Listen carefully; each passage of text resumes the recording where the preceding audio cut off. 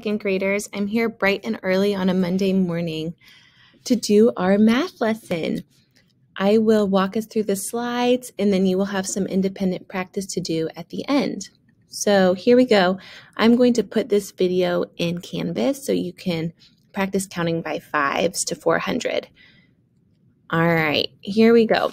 So I noticed when we were taking benchmarks or those assessments that at least 3 of them, the very first question asked you if you would use addition or subtraction for different word and story problems. And it had some special words or key words or clue words. So we're going to talk about those because that's very, very important for you to know to be able to decide, do I need to use addition to solve this problem or subtraction? And it's important because if you use the wrong one, it totally changes your answer. So here we go, clue words that mean addition. So anytime you're reading a story problem and you see the word add, plus, sum, altogether, total, increase, or in all, that means that you need to add or plus. So let's read those together. Are you ready? We're going to read them all together. On the count of 3. 1, 2, 3. Add, plus, sum, altogether, total, increase, in all. All of those words are clues to say you need to use addition. All right. Now, these are some clue words that mean subtraction. So if you hear or see one of these words in a word or story problem, this means that you need to subtract. All right, let's read them together. Decrease, minus, difference, less, take away, or deduct. Any of those words, if you hear them, that means subtract. All right, so here's a story problem, and I want you to see if you can spot the key word or clue. So it says, Jose, Matt, and Danny went to the library. They each checked out 5 books. How many books in all show your work? So I'm going to read that again. Jose, Matt, and Danny went to the library. They each checked out 5 books. How many books is that in all? Show your work. So you might know right away, but there's 2 really important things in this story problem. First, I spy the clue word in all. And that tells me that I need to use addition. In all. If I look back at our addition clue words, here it is, in all. So I need to add. The second thing that I see, and this is really important, I've noticed that a lot of people are forgetting this part. Show your work. Now, I know that showing your work isn't always fun, or you don't always understand why you need to, because you're like, well, if I know, then why do I need to show my work? Well, it's important to show your teacher and those people who are looking at the work or your answers so that they can figure out how you got that answer. So I want you to take a minute and maybe in your journal, jot down how you would solve this, and I'll show you how I would. So Jose, Matt, and Danny went to the library. So I'm thinking those are 3 friends. They each checked out 5 books. How many books in all? So here's 2 ways that I would solve it. You do your 1 way or 2 way, and then I wonder if they look similar. It doesn't matter how you solve it, as long as you get the right answer and you can explain how you got it. Okay, so I'm doing my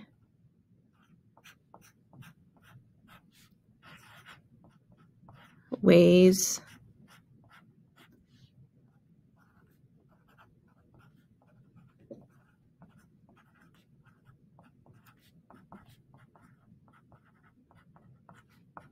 All right, so I've shown 2 ways. Here they are. So I knew that it was an addition sentence. So I could have done 5 plus 5 plus 5 because Jose got 5 books, Matt got 5 books, and Danny got 5 books. So that's 15 books all together.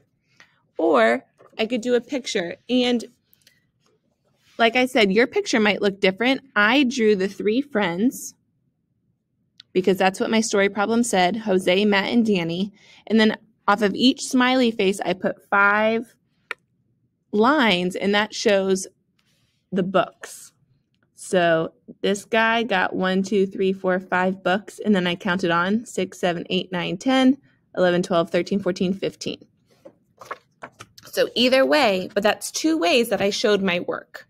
So really practice doing that when you're solving a problem. I want to see your thinking. I don't just want the answer 15 because that doesn't tell me how you got it.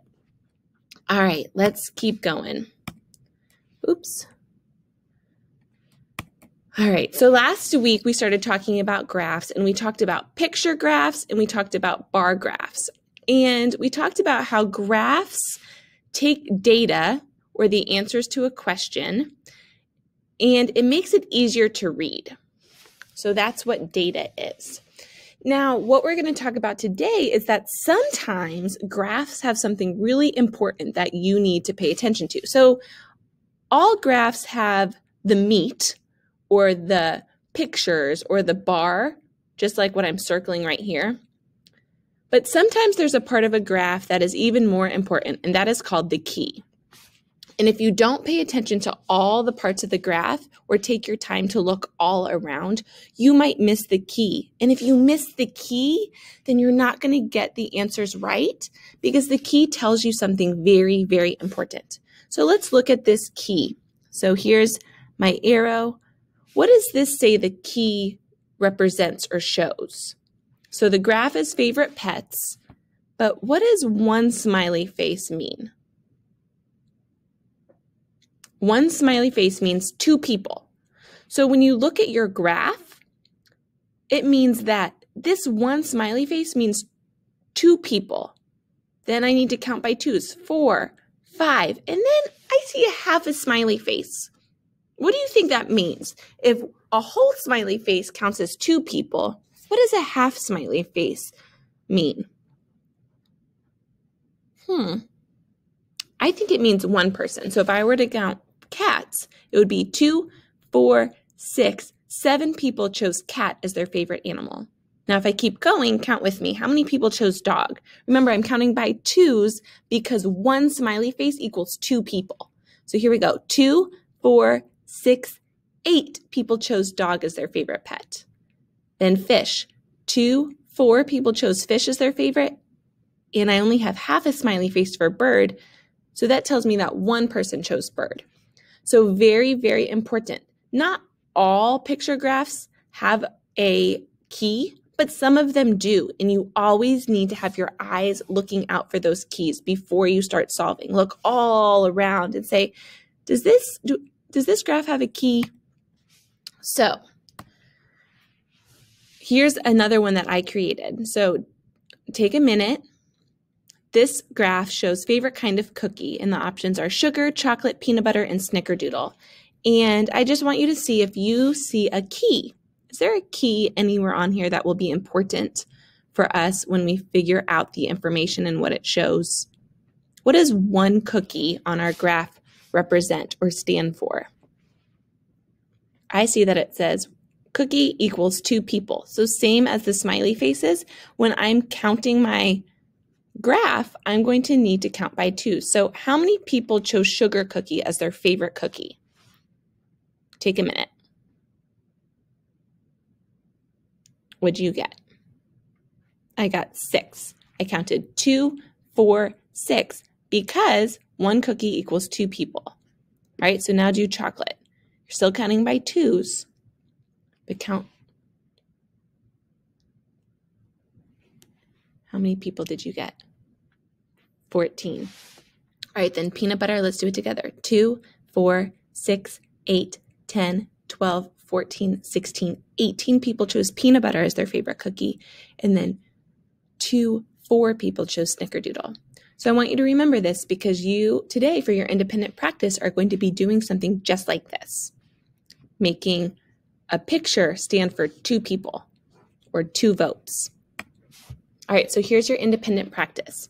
It looks very similar to independent practice you've had before. Now, on your independent practice, it looks different than this. It doesn't say favorite sport. That was a oops by Mrs. Bean. I fixed that. But here's your data up here. It says, yesterday I asked 2nd graders, what is your favorite dessert? So we have cookie, pie, cake, and ice cream. 8 people chose cookie, 6 people chose pie, 14 people chose cake, and 12 people chose ice cream.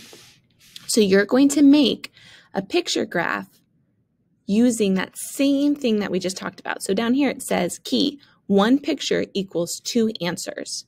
So if this was cookie, I would draw 4 cookies to show 8, because remember, each cookie stands for 2.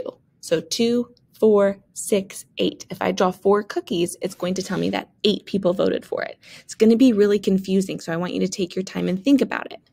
Then you're going to answer these 3 questions. How many people chose cookie or pie? How many people answered the question, what is your favorite dessert?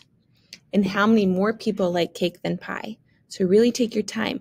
Remember, when you're answering these questions, you need to look at your data, and your data is going to be standing for 2 people. So if 6 people chose pie, then you're going to do only 3 slices of pie because each one stands for 2. All right. And then after you're done with this, you're going to do extra math. I want you to take a picture of this and send it to me. Remember to take your time with your pictures too. Do it in pencil first, and then if you want to color it after, you may. But picture graphs are only helpful if you can read the pictures. If they're fast and sloppy, then it doesn't make reading data any easier. And that's the whole reason we use picture graphs, is to make the answers to our questions easier to read. All right, so take your time, send it to me. Good luck.